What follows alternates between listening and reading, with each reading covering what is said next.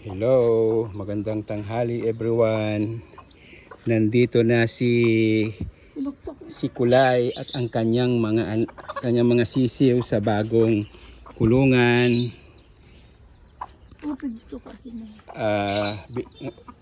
Kahapon kasi nung pinakain ko ito si Kulay nung mga 5 o'clock, sisiw pa. Sisiw na itlog. Ay, itlog pa. Pagpakain ko ngayong umaga, sisiw na. Alam ko nag-start ito 20. So dapat mga 13 pa magiging sisiw. 18 days pa lang sisiw na. Baka nagkamali ako ng bilang. Ngayon, yung pinalimlima namin na 6, kumpleto na naman ulit. So magaling maglimlim ito si Kulay. Dapat Pero ang itlog lahat nito ni Kulay 16. ay 16. Kinain ko ang 6. Kinakain ni mama mo yung itlog nito, panlagay sa May mainit apat pa na kanin. Ayun mga naglalaro na. Yung kulungan nila, courtesy from Saudi Arabia. Yung nag-donate ng kulungan na pang chicks. So siguro naman, hindi na ito makakalabas, hindi na ito mahuhuli ni Yang.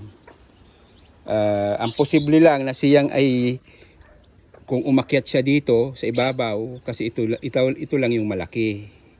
Pero yung mga gilid hindi niya pwedeng akyatin. Ayan Ito hindi siya dito kasya. So yan.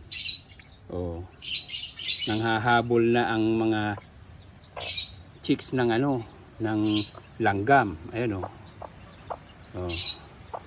Si si Onyx naman, inggit, gusto pumasok.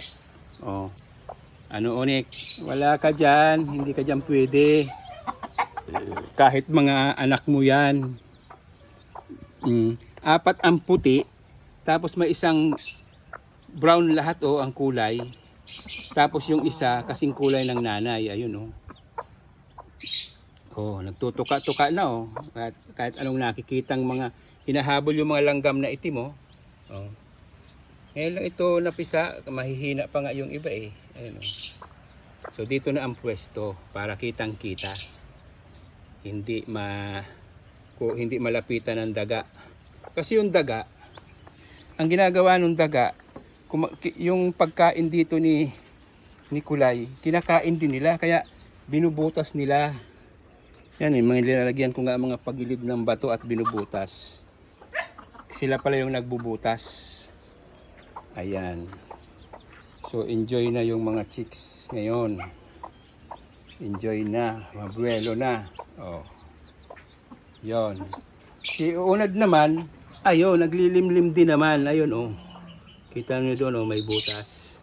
May pinalilimliman ako diyan na 6. Para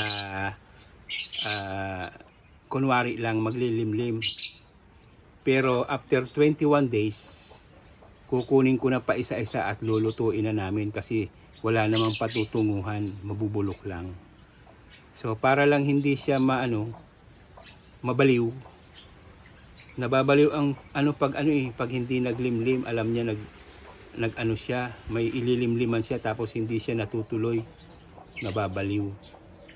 Kaya kunwari maglilimlim yan, pero after 21 days, dahan-dahan ko nang kukunin para lulutuin na at na yan, Pinoy na yan.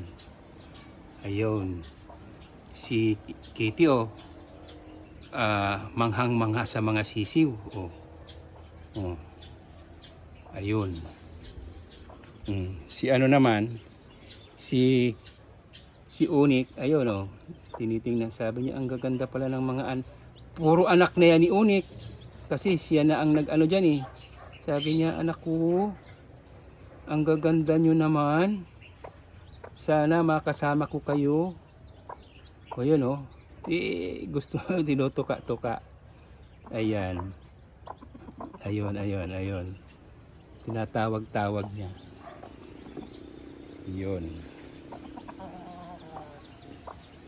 So yan muna ang update dito sa mga sisiw. Ilinagay ko na agad kasi napansin ko bumababa na sila dito sa kanilang Ito yung kanilang inanuhan eh. Diyan sila napisa, ayan oh. Eh lumulundag na. Kaya baka makain pa ng, pwede rin kasing kainin niya ng ano eh, ng daga.